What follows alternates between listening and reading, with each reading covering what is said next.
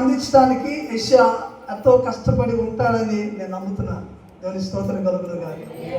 ఈ వాక్యాన్ని మనందరికి అందించడానికి యెషయా చాలా చాలా కష్టపడ్డాడు. ఎంత కష్టపడ్డాడు అంటే దేవుని యొక్క వ్యక్తిత్వాన్ని, దేవుని యొక్క ఔన్నత్యాన్ని, దేవుని యొక్క శక్తిని, ఆయన గుణగణాలను మనకు తెలియజేయడానికి మరి యెషయా ఎంతో ప్రయాసపడినట్లు మనకు అర్థమవుతుంది. అయితే ఈరోజు యెషయా మనకి ఏం చెప్పాలని ఉద్దేశించాడు, ఈ క్రిస్మస్ యొక్క వృత్తాంతము ఏం చెప్పాలని ఆయన ఆలోచిస్తున్నాడు. యెషయా యొక్క తలంపులు ఏంటి, యెషయాతో దేవుడు మాట్లాడిన సంగతులు ఏంటో ఈ ఉదయకాలము కొద్ది నిమిషాలు ఈ వాక్యాన్ని మనము ఆలోచన చేద్దాం. మొట్టమొదటిగా అక్కడ రాయబడిన మాట ఏంటంటే, యాలయనగా మనకు శిశువు పుట్టెను, మనకు కుమారుడు అనుగ్రహింపబడును అనే మాటను మనం చూస్తున్నాం. ఎవరు పుట్టారంట మనకి? చెప్పండి. ఎవరైనా శిశువు పుడితే ఏమనాలా? నీకు కొడుకు పుట్టాడు, లేదా నీ కూతురు పుట్టాడు అన్నారు, లేదా నాకు కొడుకు పుట్టాడు, లేకపోతే నా కూతురు పుట్టింది అన్నారు. కానీ అక్కడ ఏం రాయబడి ఉంది? మనకు అని రాయబడింది. మనకు అంటే ఎవరికి? మనకంటే ఎవరికి? ప్రపంచంలో ఉన్న ప్రజలందరికీ అని అర్థం. మనకు శిశువు పుట్టెను, మనకు శిశువు పుట్టాడు. ఎవరి శిశువు? ఈయన ద్వారా ఈ ప్రజలకు ఏమి ఇయ్యాలని దేవుడు ఉద్దేశించాడు, ఈ ప్రజల కొరకు ఆయన ఏమి సిద్ధపరిచాడు అనేది మనం ఆలోచన చేస్తే, రెండో మాట ఏమన్నాడంటే మనకు కుమారుడు అనుగ్రహించబడును అని అన్నాడు. ఒక మాట చెప్పన, హైందవ సాంప్రదాయంలో ఉన్నటువంటి ఒక మాట, పుత్రుడు లేదా కుమారుడు ఆ తండ్రిని పున్నామిలోకాలకి తీసుకెళ్తాడు అనేటువంటి ఒక మాట.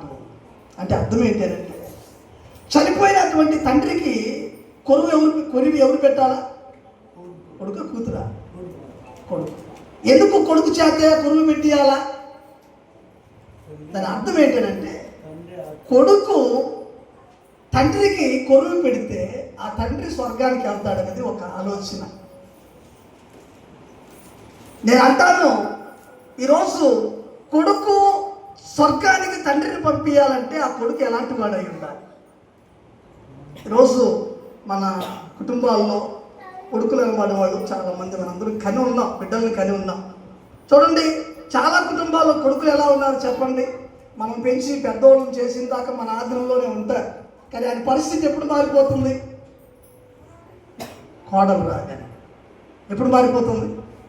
కోడలు రాగానే ఎప్పుడు మారిపోతుంది? వచ్చినాము మంచామనుకో అత్తని తల్లిలాగా చూస్తుంది, మామని తండ్రిలాగా చూస్తుంది. కానీ వచ్చినాము మంచిది కాకపోయింది అనుకో, ఆమె గుణం వేరనుకో, ఆమె బిహేవియర్, ఆమె ప్రవర్తన వేరనుకో, ఇక కుటుంబంలో ఎలా ఉంటుందంటే, అత్తను అత్తలాగా చూడలేదు, తల్లిలాగా చూడలేదు, ఒక సవితిలాగా, ఒక దయ్యంలాగా చూస్తాం. ఇప్పుడు ఆ కుటుంబంలో ఏముంటుంది? ఇంకా తండ్రికి ముద్దయ్యుడు, తల్లికి ముద్దయ్యుడు. మరి కుటుంబంలో నిత్యము ఇక గొడవలు, వేచాలు, పోరాటాలు, ధనాశ, పేరాశ, ఇలాంటి పరిస్థితులు అన్నీ అవుతాయి. చివరికి ఏమవుతుంది?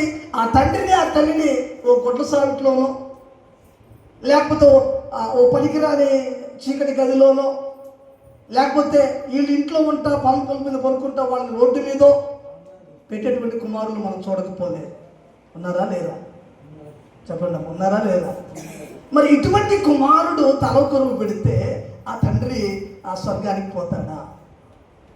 మీకు నేను అర్థమవడానికి ఈ మాట చెప్పాను. ఇటువంటి కుమారుడు కొరువు పెడితే ఆ తండ్రి స్వర్గానికి పోతాడా? 100% పోడు. మరి ఎటువంటి కొడుకు కావాలని దేవుడు కోరుతున్నాడు? అది నా ఉద్దేశం. ఎటువంటి కొడుకుని ఇవ్వాలని దేవుడు మనల్ని ఆశిస్తున్నాడు. అందుకే యెషయా ఈ మాట ఏమని ప్రస్తావించాడంటే, మీకు కుమారుడు అనుగ్రహింపబడిన. ఆమె చెప్పండి, ఎవరికి మనకు అనుగ్రహింపబడ్డారు? కుమారుడు మనకు అనుగ్రహింపబడ్డారు. అయితే ఈ కుమారుడు నీవు కలిగినటువంటి కొడుకు లాంటి వాడు మాత్రం కాదు. ఈ కుమారుడు నీవు కన్నటువంటి, నీవు పెంచినటువంటి కుమారుడు లాంటి వాడు కాదు. ఈ కుమారుడు ఎలాంటి వాడంటే, ఈ కుమారుడు ఆదరించేవాడు. ఆమె చెప్పాలి. ఈ కుమారుడు ఎలాంటి వాడంటే బలపరిచేవాడు. ఈ కుమారుడు ఎలాంటి వాడంటే నీవు దిగులు పడుతున్నప్పుడు ఓదార్చేవాడు. ఈ కుమారుడు ఎలాంటి వాడంటే నీకు గాయాలైనప్పుడు గాయాలు కట్టేవాడు. ఈ కుమారుడు ఎలాంటి వాడంటే నీవు ధైర్యం చెడినప్పుడు నీకు ధైర్యపరిచేవాడు. ఈ కుమారుడు ఎలాంటి వాడంటే నిన్ను వృద్ధాప్యమందు కంటికి రెప్పలా చూసుకునేటువంటి వాడు. ఈ కుమారుడు ఎలాంటి వాడంటే నేను నరకానికి తప్పించి స్వర్గానికి చేర్చేటువంటి వాడు. ఎవరు ఈ కుమారుడు అంటే బైబిల్ చెబుతుంది, ఇదిగో దావీదు పట్టణం ముందు ఎవరు పుట్టారు? నీ కొరకు రక్షకుడు పుట్టారు. ఈయన పోయిన క్రీస్తు. ఇదే నీకు ఆనుభావం చెప్తున్నాడు. ఏంటా ఆనుభావం అంటే ఈయన కుమారుడు. ఎందుకు పుట్టాడు ఈ కుమారుడు అంటే ప్రతి తండ్రిని సన్మార్గంలో నడిపించి ఆ తండ్రి పట్ల తన బాధ్యత నిర్వర్తించడానికి. ఈ కుమారుడు బాధ్యత లేనివాడు కాదండి. మన కుటుంబాల్లో మనం పెంచిన బిడ్డలు బాధ్యత లేకుండా బతుకుతున్నారు, కానీ ఈ కుమారుడు అలాంటి వాడు కాదు, బాధ్యత కలిగిన వాడు. ఎలాంటి బాధ్యత అంటే నిన్ను ప్రొటెక్ట్ చేసే విషయంలో, నిన్ను కాపాడుకునే విషయంలో, నిన్ను నడిపించే విషయంలో, నీకు అండగా నిలబడే విషయంలో ఈయన బాధ్యత కలిగి ఉన్నాడు. అలాంటి బాధ్యతాయుతమైనటువంటి కుమారుణ్ణి దేవుడు మనకిచ్చాడు. ఆయన నజరేయుడైన యేసు. అందుకే యెషయా 7:14 అంటాడు, ఇదిగో తానే ఒక సూచన మీకు చూపును,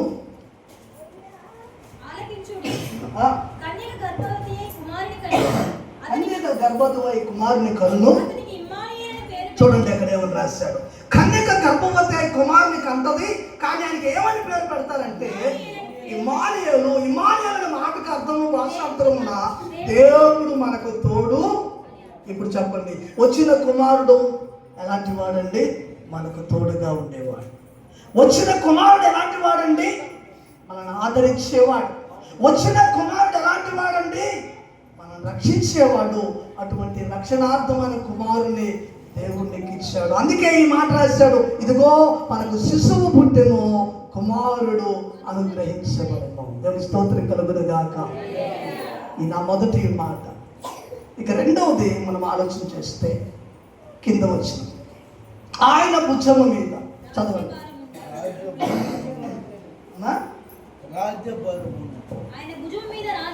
ఏముందట ఆయన భుజం మీద? జాగ్రత్తగా వినండి. ఆయన భుజం మీద ఏముందట? రాజ్యభారము. మనందరి భుజాల మీద ఏముంది? ఏలియా అని అడుగుతా, ఏలియా నీ భుజం మీద ఏ భారం ఉంది అని అంటే ఏలియా ఏం చెప్తాడంటే, నా భార్య, నా బిడ్డలు, నా తల్లి, నా తండ్రి, నా అత్త మామ, ఇంకొంచెం ప్రేమ ఎక్కువైతే అత్త మామ, ఇంకొంచెం ప్రేమ ఎక్కువైతే మా అవ్వ మా తాత, వీళ్ళందరి భారం నాది, వీళ్ళందరి బాధ్యత కూడా నాది. మన మీద ఏ భారం ఉంది? కుటుంబ భారం. కానీ ఈయన మీద ఏ భారం ఉంది? ఈయన భుజం మీద ఏ భారం ఉంది అంటే రాజ్యం. ఏ రాజ్యము? భారతదేశమా? ఏ రాజ్యము? ఇజ్రాయేలా? ఏ రాజ్యము? ఆఫ్ఘనిస్తానా? ఏ రాజ్యము? ప్రపంచంలో ఉన్న రాజ్యాలన్నీ భారం ఉంది దేవుడు. అంటే రాజ్య భారం అంటే రాజ్యంలో ఉన్న జనుల యొక్క భారం కూడా ఆయన మీదే ఉంది. ఇప్పుడు ఆయన ఏం చెప్తున్నాడంటే ఆయన మీద ఏ భారం ఉందంటే రాజ్యభారము. రాజ్యభారం ఉంది దేవుని బిడ్డ. ఏంటి ఆయన రాజ్యం? ఏంటి ఆయన రాజ్యం? ఆయన రాజ్యం ఏంటో నీకు అర్థం కావాలంటే ఆయన ఆలోచన మనకు అర్థం కావాలి. ప్రారంభంలో దేవుడు సృష్టిని తయారు చేసే ముందు పరలోకంలో ఆయన రాజ్యాన్ని చేశారు. ఆయన రాజ్యం ఏంటి అంటే పరలోకంలో ధవళ సింహాసనము,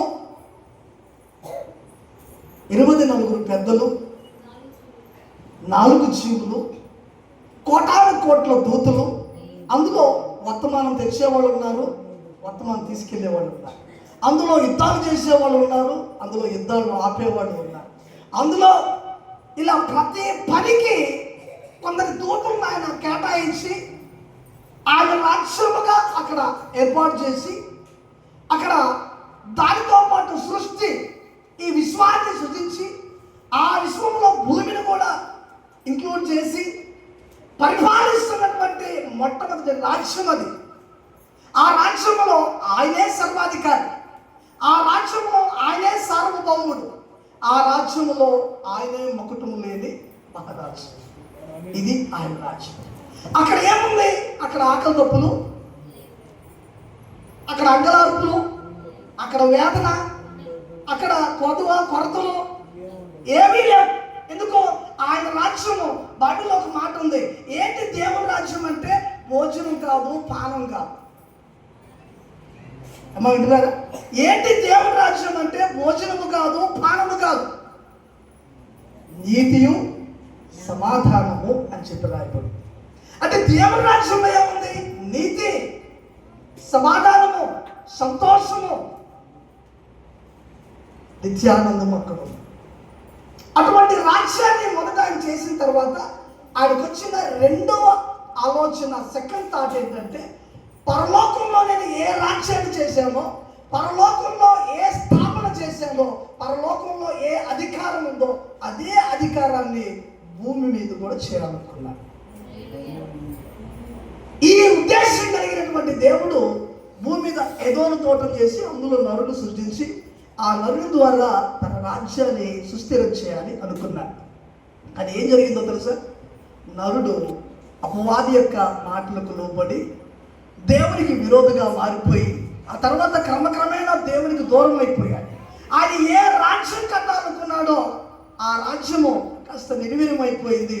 ఆ తర్వాత మోషే నాయకత్వంలో మరలా తన రాజ్యాన్ని దేవుడు నిర్మించుకోవాలనుకొని ఐగుప్తు చెరలో 430 ఏళ్ళు బాధపడుతున్న ఇశ్రాయేలు ప్రజల దగ్గరికి వెళ్ళి వాళ్ళ కొరకు అద్భుతాలు చేశాడు, ఆశ్చర్యకార్యాలు చేశాడు. వాళ్ళని తీసుకొని అరణ్య మార్గంలో నడిపించి ఎన్నో సూచక్రియలు, ఎన్నో మహత్కార్యాలు చేసి ఎలాగైనా సరే తానే దేవుడిని తెలియపరుచుకొని ఆయన రాజ్యంగా వాళ్ళు చేయాలనుకున్నాడు. అలా అనుకుంటూ ఒకరోజు మోషేతో ఇలా మాట్లాడాడు. చదువుతా, నిర్గమాకాండం 19వ అధ్యాయం 5వ వచనం.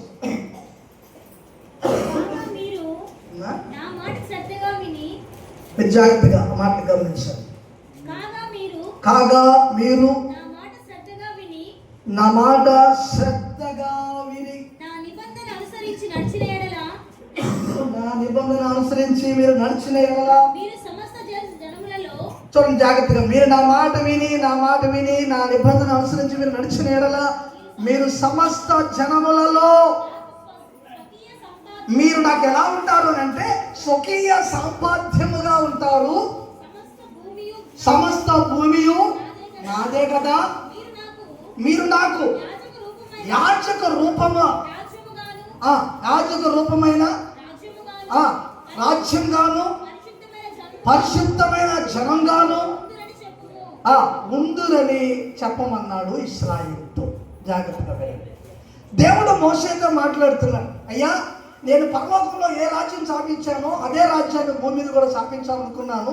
అయితే మిమ్మల్ని దానికి నేను నియమకర్తలుగా చేస్తున్నాను. మీరు ఎలా ఉండాలంటే ఈ జనాంగం అంతటిలో ఒక ఏలికగా ఉండాలి. వీళ్ళు దేవుని ప్రజలు, వీళ్ళు దేవుని బిడ్డలు అని లోకము ఎదిగేలాగా మిమ్మల్ని ఏర్పాటు చేసుకుంటాను. మీ ద్వారా నాకు మహిమ తెచ్చుకుంటాను. మీ ద్వారా ప్రపంచాలను వెలిగిస్తాను. ఇంకా ఆయన అంటాడు, మీరు నాకు ఎలా ఉంటారంటే స్వకీయ సంపాద్యము అనంటే నేను రక్తంతో కన్నటువంటి నా బిడ్డలు, నా స్వరక్తంతో నేను ఏర్పరచుకున్న నా బిడ్డలు అన్నలాగా మిమ్మల్ని లోకానికి నేను కనపరుస్తాను అని చెప్పాడు. ఎవరు చెప్పాడు ఈ మాట? ఇశ్రాయేలుకి చెప్పాడు. ఈ మాట చెప్పి అన్నాడు, మీరు నాకు స్వకీయ సంపాద్యంగా ఉంటారు, నా బిడ్డలుగా ఉంటారు, మీరు నా సొత్తు అని చెప్పాడు. అని చెప్తా అంటున్నాడు, ఇంకా మిమ్మల్ని నేను ఎలా చూడాలనుకుంటున్నానంటే యాజక రూపమైన ఒక పరిశుద్ధ సమూహంగా నేను చూడాలనుకుంటున్నాను. దేవుని రాజ్యం ఎలా ఉండాలని నేను కోరుకుంటున్నానంటే తన బిడ్డలు తన రక్తంతో కడగబడిన బిడ్డలై ఉండాలి, స్వకీయ సంపాద్యమైన బిడ్డలై ఉండాలి, యాజక రూపమైన అంటే దే ఆర్ గాడ్ సర్వెంట్స్ అని మనం అర్థం చేసుకోవాలి. మనందరూ ఎలా ఉండాలని కోరుకుంటున్నానంటే మనందరం కూడా దేవుని యొక్క ఒక సైన్యం, అది యాజక రూపమైన సైన్యం అని మాట్లాడుతున్నాడు. ఇలా మనందరినీ ఉండాలి అని కోరుకుంటూ మీ ద్వారా ఆయనకి దేవునికి మహిమ రావాలి, మీ ద్వారా దేవుడేంటో లోకానికి తెలియాలా, మీ ద్వారా దేవుని రాజ్యం ఏంటో మనుషులకు అర్థం కావాలా, మీ ద్వారా దేవుడంటే ఏంటో మనుషులకు అర్థం కావాలని ఈ మాట మోషేతో మాట్లాడాడు. ఎప్పుడైతే ఈ మాట మాట్లాడాడో ఇప్పుడు ఏం కోరుకుంటాడు ఇశ్రాయేలు నుంచి? మీరు నాకు జనంగా ఉండాలి, నా మహిమ మీలో ఉండాలి, నా పరిశుద్ధత మీలో ఉండాలి, నేను ఏ శక్తిని కలిగి ఉన్నానో ఆ శక్తి మీలో కాని రావాలి. ఇలా ప్రజలందరికీ మీరు కనపడినప్పుడు ఇది దేవుని రాజ్యం అని మనుషులకు అర్థమవుతుంది అని చెప్పాడు. ఇశ్రాయేలు ప్రజలు అన్నారు, నేరుగా వెళ్ళారు సమూయేలు ప్రార్థనకి వెళ్ళి, అయ్యా పక్కన చూస్తే ఫరో రాజు ఎంత గొప్పగా ఉన్నాడో, ఆయన సైన్యం ఎంత గొప్పగా ఉందో, ఆయన రాజ్యం ఎంత గొప్పగా ఉందో. ఇటు పక్క పోయారు, ఇంకొక రాజు తగిలాడు, అబ్బా ఆయనకి ఎన్ని రాజ్యాలు ఉన్నాయో, ఎన్ని సంస్థానాలు ఉన్నాయో, అన్ని రాజులు ఉన్నాయో, అన్ని సంస్థానాలను చూసి అంటున్నారు మాకు కూడా రాజు కావాలి. ఇశ్రాయేలు ప్రజలు ఏమంటున్నారు? మాకు కూడా రాజు కావాలి, మాకు కూడా ఒక రాజ్యం కావాలి. అంటే ఇప్పుడు ఎవరిని వద్దని? మాకు నీ రాజ్యం వద్దు, నీ కట్ట వద్దని. ఈ మాట ఎవరు చెప్పారు? సమూయేలు చెప్తే సమూయేలు బాధపడి, ఇదేంటి ప్రభు వీళ్ళేంది, నీవే ఒక రాజ్యంగా ఉండాలి నువ్వు అనుకుంటుంటే, నీ రాజ్యంలో ఆకలి తప్పు లేకుండా చేయాలి నువ్వు అనుకుంటుంటే, నీ రాజ్యంలో కరువు కాటగా లేకుండా చేయాలి నువ్వు అనుకుంటుంటే, నీ రాజ్యంలో పాపం లేకుండా చేయాలి నువ్వు అనుకుంటే, వీళ్ళేందయ్యా ఇంకొక రాజు కావాలంటున్నారు అని అంటే సమయంలో వాళ్ళు తిరస్కరించింది నిన్నే కాదు నన్ను కూడా తిరస్కరించారు, వాళ్ళు పక్కన పెట్టింది నిన్నే కాదు నన్ను కూడా పక్కన పెట్టారు అని మాట్లాడారు. అది ఏం చేద్దాం? ఇచ్చేద్దాం మనకు రాజునన్నా. సరే ఎలాగా? అయితే ఒక కండిషన్. ఏంటా కండిషన్? రాజునైతే ఇస్తా, ఆ తర్వాత మీకు పన్నులు ఉంటాయి. ఏముంటాయి? పన్ను కట్టాలి. రాజునైతే ఇస్తా, ఆ తర్వాత యుద్ధాలు ఉంటాయి. రాజునైతే ఇస్తా, ఆ తర్వాత మీకు బాధలు ఉంటాయి. రాజునైతే ఇస్తా, ఆ తర్వాత మీకు అనేక ఆకలి తప్పులు కూడా కలుగుతాయి. అన్నిటికీ ఓకేనా? ఏమైనా చెప్పు, మాకు అవన్నీ ఓకే అన్నాడు ఇశ్రాయేలు. రాజుని ఇచ్చేసాడు దేవుడు. దేవుడు రాజ్యాన్నేమో పక్కన పెట్టేశారు, లోక సంబంధమైన ఈ రాజ్యాన్ని కోరుకున్నారు. అమ్మా, ఈ లోక సంబంధమైన రాజ్యం ఎలాంటిది అని అంటే, ఈరోజు మనం ఎలక్షన్ చేసి పోటీ చేస్తే ఆ చంద్రబాబు లేదా జగన్నో లేకపోతే ఇంకొకరు గెలుస్తారు. ఈ రాజ్యం ఎప్పుడు దాకా ఉంటుంది? ఆడు బాగా చేస్తే ఇంకోసారి గెలుస్తాడు, లేకపోతే మళ్ళీ పడిపోతాడు. కానీ ఈయన కట్టే రాజ్యం ముందు చూశారు, ఇది అలాంటి రాజ్యం కాదు. ఈయన కట్టే రాజ్యం ముందు చూశారు, ఇది ఏదో మనం ఓట్లేస్తే గెలిచే రాజ్యం కాదు. ఇది ఆయన శక్తి చేత ఏర్పరచుకున్న రాజ్యం. ఇందులో నీతిమంతులు, ఇందులో పరిశుద్ధులు, ఇందులో యాచకులు, సమూహమైనటువంటి జనాంగం, స్వకీయ సంపాద్యమైనటువంటి జనాంగం ఉంటారు. అటువంటి రాజ్యము ఇది. అంతం ఉండదు ఈ రాజ్యానికి, అంతం లేని రాజ్యం ఇది. అటువంటి రాజ్యంలో దేవుడు ఉంచాలని కోరుకుంటే ఇశ్రాయేలు ప్రజలు దాన్ని తుణీకరించి దేవునికి దూరస్తులు అయిపోయారు. దేవుని స్తోత్రం కలుగును గాక. హల్లెలూయా, హల్లెలూయా, హల్లెలూయా. దానియేలు గ్రంథంలో మనం చూస్తే, దానియేలు గ్రంథంలో ఒక రాజ్యం గురించి దేవుడు మాట్లాడాడు. చూద్దాం, 2వ అధ్యాయం 44వ వాక్యాన్ని చూద్దాం. దానియేలు గ్రంథం 2వ అధ్యాయం 44వ వాక్యాన్ని మనం చూద్దాం.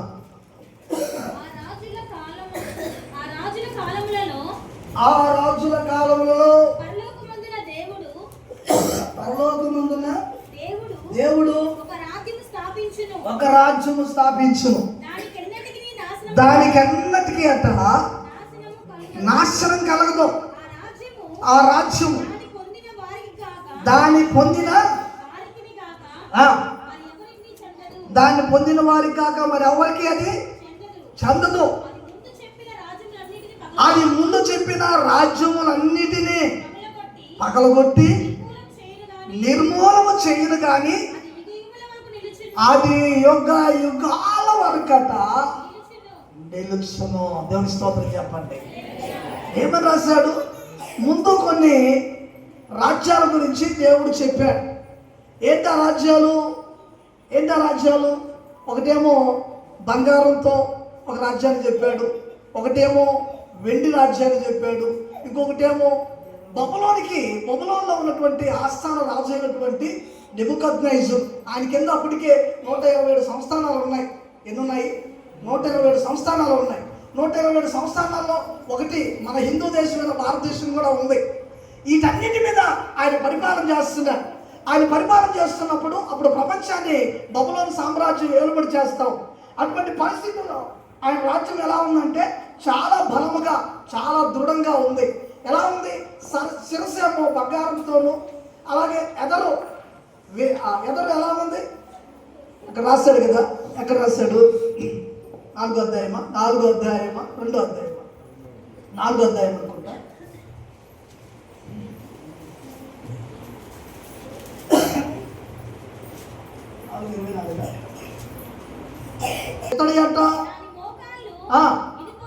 ఇనుపయు దాని పాదములట, ఒక భాగమేమో ఇనుపదట, ఒక భాగమేమో మట్టిదట, మరియు చేతి సహాయము లేకుండా ఒక రాయి, ఆ ఇనుమును మట్టియు కలిసిన ఆ పాదముల మీద పడి దేవుని స్తోత్రం చెప్పండి. ఇక్కడ జాగ్రత్తగా వినండి. బబులోను యొక్క సామ్రాజ్య శక్తిని గురించి దేవుడు మాట్లాడుతున్నాడు. ఈ బబులోను యొక్క మహారాజు అయినటువంటి నెబుకద్నెజరు కింద ఉన్న సంస్థానాలు ఎలా ఉన్నాయంటే, ఒకటేమో బంగారం అంటే మేలిమి, చాలా విలువ కలిగిన రాజ్యాలు ఉన్నాయి. ఇత్తడి, ఆ తర్వాత ఇనుము, ఆ తర్వాత వెండి, ఇత్తడి, ఇనుము, అలాగే ఇనుము మట్టి కలిసిన అంటే ఏంటది? ఇనుము మట్టి అంటే ఏంటి? ఈ రెండు కలిసి ఉందంట. ప్రజాస్వామ్య దేశంలో ఎవరు ఉన్నారు? మనమే ఉన్నాం. ప్రజాస్వామ్య దేశం ఏది? మనదే, భారతదేశం. ఇప్పుడు ఏమంటున్నాడు? ఇటు బంగారం కలిగినటువంటి శ్రేష్టమైన రాజ్యాలు ఉన్నాయి, ఇనుము లాంటి రాజ్యాలు ఉన్నాయి, ఇత్తడి లాంటి రాజ్యాలు ఉన్నాయి, వెండి లాంటి రాజ్యాలు ఉన్నాయి, అలాగే మట్టి ఇనుము కలిసిన రాజ్యం కూడా ఉంది. ఇలాంటి రాజ్యాలన్నీ ఎవరి చేతి కింద, ఎవరి చేతి ద్వారా పరిపాలించబడుతున్నాయంటే నెబుకద్నెజరు చేత పరిపాలించబడుతున్నాయి. నెబుకద్నెజరు యొక్క ఆస్థానంలో ఆయన ఆధిపత్యంలో, ఆయన ఏలుబడిలో ఉన్నాయి. అయితే ఇటువంటి బలమైన రాజ్యాలన్నీ ఒకరోజు కూలిపోతాయి అయ్యా. ఇక్కడ ప్రవచనం అది. ఒకరోజు ఈ రాజ్యాలన్నీ కూలిపోతాయి, ఒకరోజు ఈ రాజ్యాలన్నీ పతనమైపోతాయి. అంటే దేని ద్వారా అంటే చేతి సహాయం లేకుండా తీయబడిన రాయి ద్వారా. అర్థమైంది ఈ మాట? ఇవన్నీ ఎవరో ఒకరు కట్టారు. నెబుకద్నెజరో లేకపోతే ఇంకొకడు ఎవడో కట్టాడు ఈ రాజ్యాలు. వాళ్ళే పరిపాలన చేస్తున్నారు ఈ రాజ్యాన్ని. కానీ ఒక రాజ్యం ఉంది, ఆ రాజ్యం గురించి దేవుడు మాట్లాడుతున్నాడు. ఏంటి రాజ్యం అంటే ఇది చేతి సహాయం లేకుండా తీయబడిన రాయి. అంటే ఎవరు? దేవుని రాజ్యం అండి. చేతి సహాయం లేకుండా ఎవరో కట్టకుండా కట్టిన రాజ్యం ఏది? దేవుని రాజ్యం. దీనికి దేవుడే నాయకుడు. ఈ రాజ్యం అంటే ఈ రాయట మొట్టమొదటిగా ఎక్కడ పడిందంటే ఇనుము మట్టి కలిసినటువంటి రాజ్యం మీద పడింది. చాలా ప్రమాదంలో ఉన్నారండి బాబు. చెప్పండి, చాలా ప్రమాదంలో ఉన్నాడు. ప్రజాస్వామ్యం మీద పడుతుంది రాయి. ఎక్కడ పడిందంటే ఈ రాయి ప్రజాస్వామ్య దేశాల మీద పడింది. నా అంటున్నానండి, ఈ కడవరి దినాల్లో భారతదేశాన్ని దేవుడు ఖచ్చితంగా క్రైస్తవ దేశంగా మారుస్తాడు. ఎందుకో తెలుసా? ఇక్కడ రాయబడిన ప్రవచనం సామాన్యమైన ప్రవచనం కాదు. ఇది ఇనుము మట్టి కలిసినటువంటి పాదం మీద ఈ రాయి పడింది. ప్రజాస్వామ్య మిళితమైనటువంటి దేశంలో ఈ రాయి పడింది. అయితే ఏమైపోయింది? ఎండి కూలిపోయింది. ఏమైంది? బంగారం కూలిపోయింది. ఏమైంది? ఇత్తడి కూలిపోయింది. ఏమైంది? అన్ని తునాతునకలై బూడిదై పొడైపోయిందంట. ఏ రాయి ద్వారా? చేతి సహాయం లేకుండా తీయబడిన రాయి ద్వారా. ఎవరి రాయి అని అంటే ఈ రాయి ఒక రాజ్యం. ఈ రాయి ఏంటి? ఒక రాజ్యం. ఈ రాయి ఒక దేవుడు. ఎవరైనా ఎవరి రాజ్యము, ఎవరి దేవుడు అంటే బైబిల్ చెప్తుంది ఇది స్వతంత్ర ప్రతిపత్తి కలిగిన రాజ్యం, పరిశుద్ధ జనముతో కడుతున్నటువంటి రాజ్యం. ఇది కంటికి కనిపించదు, చెవికి వినిపించదు. చాప క్రింద నీరులాగా ప్రపంచం అంతటా ఆయన రాజ్యం విస్తరిస్తుంది. ఇది జీవము కలిగిన దేవుని రాజ్యం. దేవుని స్తోత్రం కలుగును గాక. హల్లెలూయా. అటువంటి రాజ్యం గురించి ఆయన మాట్లాడుతున్నాడు. కొరింథీ పత్రిక 10వ అధ్యాయం 4వ వచనం చదివితే అక్కడ పౌలు మాట్లాడుతున్నాడు ఈ రాజ్యం గురించి. చూద్దాం ఆ మాట. మొదటి కొరింథీ పత్రిక 10వ అధ్యాయం 4వ వచనం చదివితే ఆత్మ సంబంధమైన ఒకే ఆహారమును భుజించిరి, అందరూ ఆత్మ సంబంధమైన ఒకే పానీయమును పానము చేసిరి. ఏలయనగా ఎవరా బండ? ఆ బండ క్రీస్తే. ఎవరి బండ? ఈ విగ్రహాన్ని పడగొట్టిన బండ ఏ బండ ఇది? ఈ బంగారాన్ని కూల చేసిన బండ ఏ బండ ఇది? ఈ వెండిని కూల చేసి పొడి చేసిన బండ ఏ బండ ఇది? ఈ ఇనుము మట్టి కలిసిన ఈ రాజ్యాన్ని కూలదోసిన ఆ రాజ్యం ఏది అని అంటే బైబిల్ చెబుతా ఉంది ఇది క్రీస్తు యేసు చేత కట్టబడిన రాజ్యం, పరిశుద్ధ జనాంగం అని పిలువబడుతున్న రాజ్యం. ఈ రాజ్యాలన్నీ కోల్పోతాయట, ఒకరోజు స్థిరముగా నిలబడే రాజ్యం నిలబడుతుంది. అది దేవుని రాజ్యం అని చెబుతుంది బైబిల్. ఆ రాజ్యం ఎప్పుడు వస్తుంది? అదే దానియేలుకు దేవుడు జరగబోయే సంగతులను ప్రవచించి చెప్పాడు. అంత్య దినాల్లో జరగబోయే ఆ సంగతులు ఏంటంటే దేవుడు కట్టబడే రాజ్యంలో కంట ఒక అన్యం లేదు, ముస్లిం లేదు, ప్రపంచ ప్రజలందరంతా శిఖరాకులుగా తండోపతండాలుగా ఆయన సన్నిధికి తరలి వస్తారట. ఇప్పుడు కాదు, అంత్య దినాల్లో దేవుని సన్నిధి కంట నువ్వు వద్దన్నా కూడా వస్తారంట. ఇవన్నీ ముందుగా ప్రవచించబడినటువంటి మాటలు అన్నీ జరుగుతున్నాయి. అయితే దేవుని బిడ్డలారా, ఇప్పటి వరకు మనం అంతా లిటరల్గా విన్నాం, ఇది లిటరల్గా దేవుని రాజ్యం.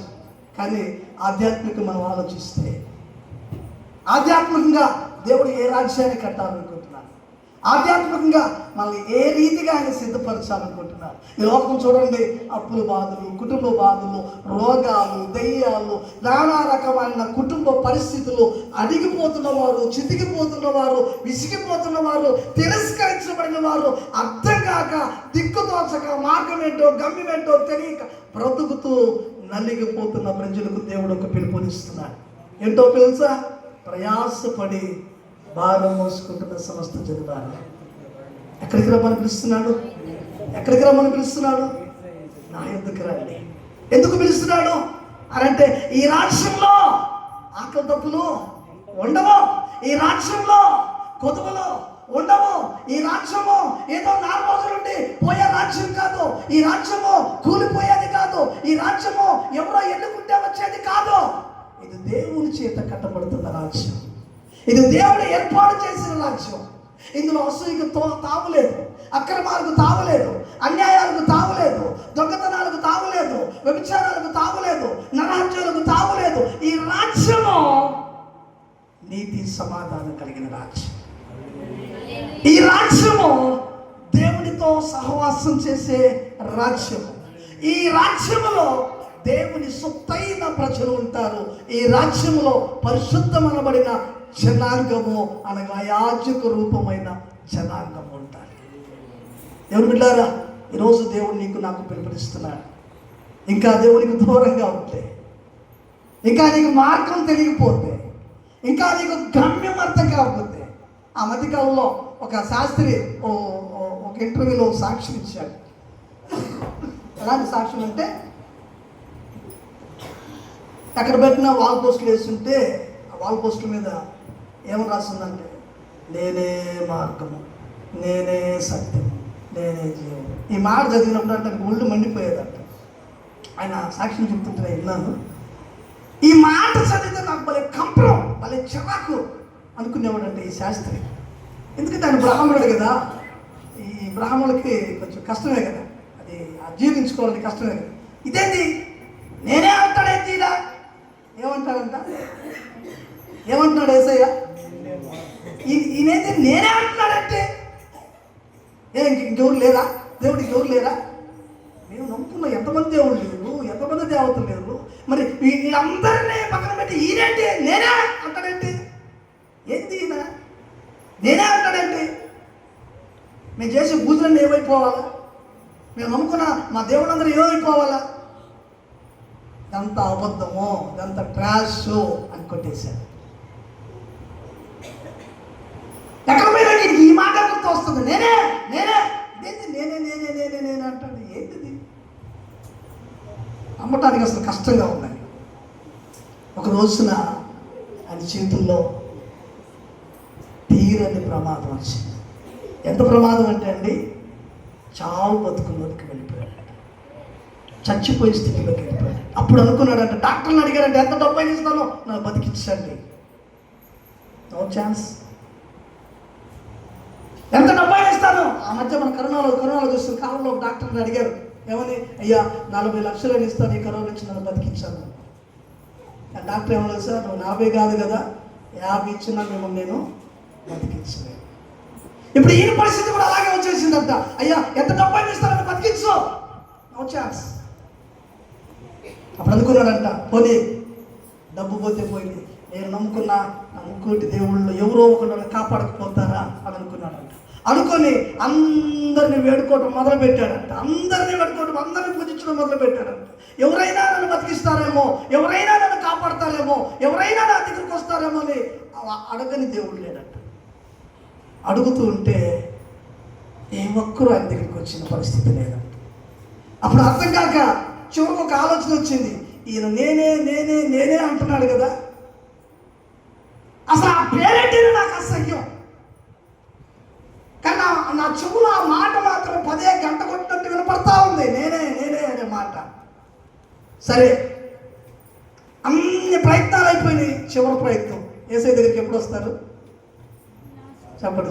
యేసయ్య దగ్గరికి ఎప్పుడు వస్తారు? చెప్పండి, ఎప్పుడు వస్తారు? యేసయ్యకి ఎన్నో స్థానం ఇస్తారు?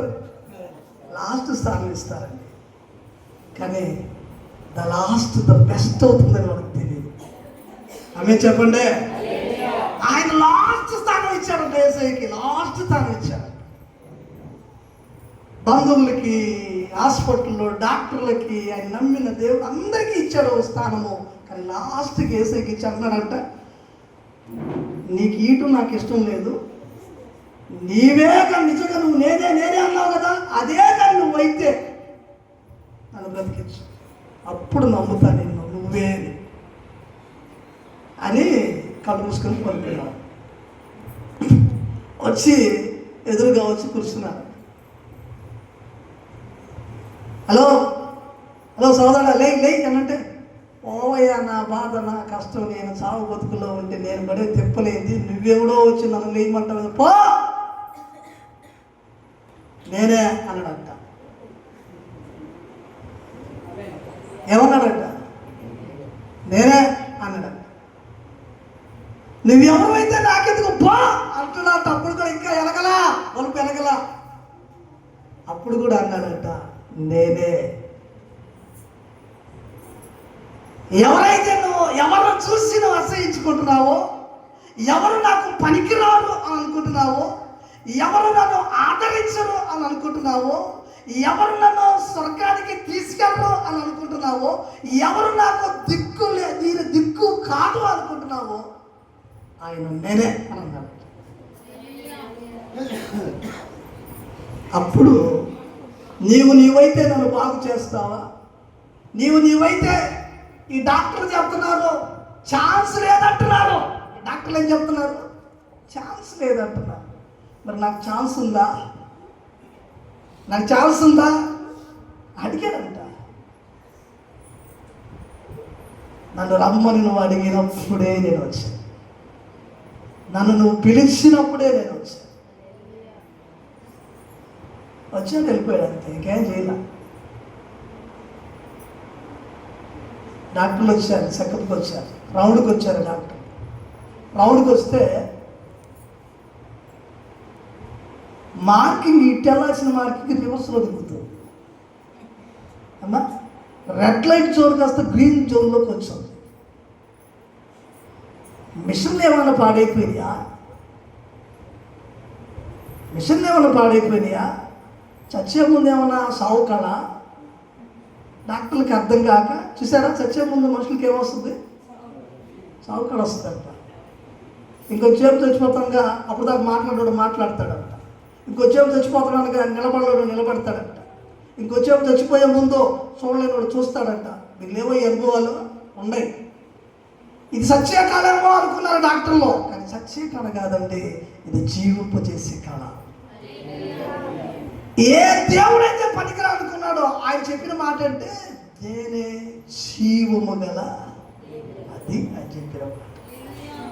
నేనే మార్గము, సత్యము, జీవము అని ఆయన ప్రకటించుకున్నాడండి.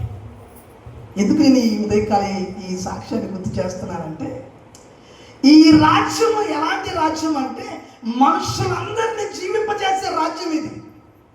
ఈ రాజ్యము ఎలాంటి రాజ్యం అని అంటే మనుషులందరినీ పాతాళానికి పోకుండా ఆపేటువంటి రాజ్యం. ఈ రాజ్యం ఎలాంటి రాజ్యం అంటే తండ్రిలాగా తన హక్కును చేర్చుకునేటువంటి రాజ్యం. ఎలాంటి రాజ్యం అంటే ముదిమ వచ్చినా నేను ఇంకా ఎత్తుకొని ముద్దాడుకునేటువంటి రాజ్యం. ఎలాంటి రాజ్యం అంటే నిన్ను తనైనా మరుస్తుందేమో కానీ తండ్రైనా మరుస్తాడేమో కానీ మరవనటువంటి ఆ రాజ్యము. ఇందులో ఆయనే పరిపాలకుడు, ఇందులో ఆయనే నేను నన్ను కాపాడుతున్నవాడు. మరి ఇటువంటి రాజ్యంలో మనం అందరూ ఉందామా? అయ్యా మాకు మీ రాజ్యం కావాలన్నాడు, స్తోత్రం చెప్పండి. కొంతమంది అడుగుతాం, అన్నా రాజ్యం ఎప్పుడన్నా, మార్గం ఎప్పుడన్నా అని అంటే ఈ సంవత్సరం కాదు కన్నా వచ్చే సంవత్సరం తీసుకుంటాం. అంటే ఏ రాజ్యంలో ఉండాలని వాళ్ళ ఆలోచన చెప్పండి. ఏ రాజ్యంలో ఉండాలని వాళ్ళ ఆలోచన? ఇంకా లోకంలో బతకాలనే వాళ్ళ ఆలోచన. అయ్యా ఇంకా లోకంలో బతకాలనే వాళ్ళ ఆలోచన. కానీ ఇక్కడ ఏం చెప్తుంది వాక్యంలో? లోకంలో ఉన్న రాజ్యాలన్నీ కూలిపోతాయి, అవన్నీ నాశనం అయిపోతాయి. ఇది శిరస్థాయిగా నిలబడే రాజ్యం. ఈ రాజ్యంలోకి రంగం దేవుడు పిలుస్తుంటే మనం ఇంకా ఆ రాజ్యంలోనే బతకాలని కోరుకుంటున్నారు చాలా మంది. ఏ రాజ్యంలోకి వస్తావు? అందుకే నికోదేవుతో దేవుడు మాట్లాడాడు. నికోదేవుడు రేత్రి వెళ్ళొచ్చి, ఓ బోధకుడా, నీవు చేస్తున్న కార్యాలు చూసినప్పుడు ఇవి దేవుడు తోడైంటే కానీ ఇలాంటి కార్యాలు ఎవరు చేయలేదు అని అన్నాడు. అప్పుడు ఆయన అన్నాడు, ఒకడు ఆత్మ మూలంగాను, ఒకడు నీటి మూలంగాను జన్మిస్తేనే కానీ ఏ రాజ్యంలోకి రాడు? దేవుడి రాజ్యంలోకి రాడు. అంటే అర్థం ఏంటి? ఒకడు ఆత్మ మూలంగా జన్మించాలి, ఒకడు నీటి మూలంగా జన్మించాలి. అంటే ఏంటి అర్థము అని అంటే నీ మనస్సు మారాలి. ఏం మారాలి? మనస్సు మారాలి, బుద్ధి మారాలి, గుణం మారాలి, పాప క్షమాపణ జరగాలి, మనసు పరిశుద్ధుడు అవ్వాలి. అలా పరిశుద్ధుడైనటువంటి వాడు బాప్తిస్మం పొందాలి. ఇలా పొందితేనే నా రాజ్యం అన్నాడు.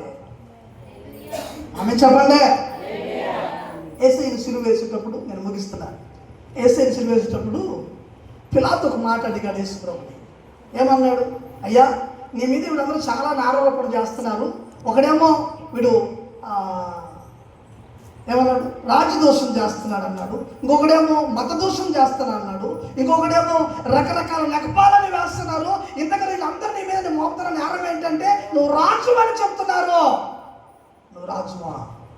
ఏమడిగాడు? నువ్వు రాజువా? దానికి యేసయ్య ఇచ్చిన రిప్లై ఎస్, అవును నేను రాజు. అంటే రాజ్యం ఉండాలి కదా, రాజ్యం అంటే ప్రజలు ఉండాలి కదా. ఏది నీ రాజ్యం, ఏది నీ ప్రజలు అంటే యేసు ప్రభువు చెప్పిన సమాధానం ఏంటంటే నా రాజ్యము అది. ఏమన్నాడు? నా రాజ్యము ఈ లోక సంబంధమైంది. మీ రాజ్యంలో కత్తులు ఉంటాయి, మీ రాజ్యంలో గుణపాలు ఉంటాయి, మీ రాజ్యంలో కక్షలు ఉంటాయి, మీ రాజ్యంలో అల్లర్లు ఉంటాయి, మీ రాజ్యంలో రకరకాల పరిస్థితులు ఉన్నాయి. కానీ ఈ రాజ్యం ఆ రాజ్యం కాదు. ఏ రాజ్యం ఇది అని అంటున్నాడు? నా రాజ్యము నీ రాజ్యం వంటిది కాదు, నా రాజ్యము ఈ లోక సంబంధమైనది కాదు. అది యేసయ్య చెప్పిన మాట. నా రాజ్యము ఏం చెప్పాడండి? నా రాజ్యం అంటే ఏంటి? నీతి, సమాధానము, ప్రేమ, విశ్వాసము, కనికరము, దయ ఎక్కడైతే ఉంటాయో అది నా రాజ్యం. ఇప్పుడు చెప్పండి హల్లెలూయా. ఇది నా రాజ్యం అని చెప్పాడు. అటువంటి రాజ్యంలో ఈ లోకంలో ఉన్న అందరినీ చేర్చాలన్నది ఆయన ఆశ. అటువంటి రాజ్యాన్ని ఈ భూలోకం మీద నిర్మించాలన్నదే ఆయన ఆశ. అటువంటి రాజ్యాన్ని పరిపాలన చేయాలన్నది ఆయన ఆశ. ఇది ఎప్పుడు జరగబోతుంది అంటే ఆయన మేఘారుడు వచ్చి కడమూరు శబ్దం వినిపించి ప్రపంచం అంతమైపోద్ది. క్రీస్తు రెండవ రాకడ తర్వాత జరగబోయే పరిమాణం ఏంటైతే ఉందో అది క్రీస్తు 1000 ఏళ్ల పరిపాలన. అప్పుడు దావీదు కుమారుడు రాజ్యనాట. దావీదు కుమారుడా అని ఆనాడు ఇశ్రాయేలు ప్రజలు కేకలేశారే, మాకు సహాయం చేయని. నీ రాజ్యం ఎప్పుడు వస్తుందయ్యా అని అడిగారే. ఇద్దరు శిష్యులు అడిగారు, అయ్యా నీ రాజ్యంలో నీ సింహాసనం పక్కన మమ్మల్ని కుడి పక్కన ఒకరు ఎడం పక్కన కూర్చోబెట్టని అడిగారే. వీళ్ళందరూ ఆ రాజ్యం కోసం అడిగారు. అయితే ఆ రాజ్యం ఎప్పుడు రాబోతుందో తెలుసా? 1000 ఏళ్ల పరిపాలన తర్వాత రాబోతుంది. ఈయన కోరుకున్న రాజ్యం ఎప్పుడు తెలిసినప్పుడు తెలుసా? 1000 ఏళ్ల పరిపాలన జరగబోతా ఉంది. ఆ రాజ్యంలోకి నేను మనం అందరూ వెళ్ళాలంటే ఇప్పుడు ఏం కలిగి జీవించాలా? మారు మనసు. ఇప్పుడు ఏం కలిగి జీవించాలా? మారు మనసు కలిగి, పశ్చాత్తాపం కలిగి, ప్రభు రక్షకుడిగా అంగీకరించి బాప్తిస్మం పొంది ఆయన రాజ్యంలో వారసత్వాన్ని సంపాదించుకుంటే, ఆధార్ కార్డు సంపాదించుకుంటే ఆ రాజ్యంలో ఉంటాం. కానీ ఆధార్ కార్డు లేకపోతే కొట్టివేయబడతాం. దేవుని స్తోత్రం చెప్పండి. హల్లెలూయా. కాబట్టి మీ అందరికి ఆధార్ కార్డులు ఉన్నాయా? నేను ముగిస్తున్నా. మీ అందరికి ఆధార్ కార్డులు ఉన్నాయా? మాకు ఆధార్ కార్డులు ఉన్నాయి, వాళ్ళ చేతులు ఎత్తండి. దేవుని స్తోత్రం. అమ్మ, ఏ ఆధార్ కార్డు గురించి మాట్లాడారనుకుంటున్నారు? అమ్మ, నరేంద్ర మోడీ ఇచ్చిన ఆధార్ కార్డు గురించి కాదు నేను మాట్లాడాను, రక్షణ ఆధార్ కార్డు గురించి మాట్లాడాను. దేవుని స్తోత్రం కలిగిన కాదు. కాబట్టి ఈ లోకంలో జీవించడానికి ఈ ఆధార్ కార్డు అవసరమో, ఆ రాజ్యంలో జీవించడానికి ఆ ఆధార్ కార్డు అవసరము. ఆ ఆధార్ కార్డు లేకపోతే అమ్మ మీకు పర్మిషన్ లేదు, దానికి మేము ఏం చేయలేము. మీరు ఇక్కడ ఉండగానే వాటిని సంపాదించుకొని మాకు కూడా పర్మిషన్ ఉందయ్యా అని చెప్పండి. దేవుడు తప్పకుండా ఆయన రాజ్యంలో చేర్చుకుంటాడు. దేవుడి స్తోత్రం కలుగును గాక. ప్రార్థన చేసుకుందాం. ఆ మధ్యలో 5 వచ్చి ప్రార్థన చేస్తాడు.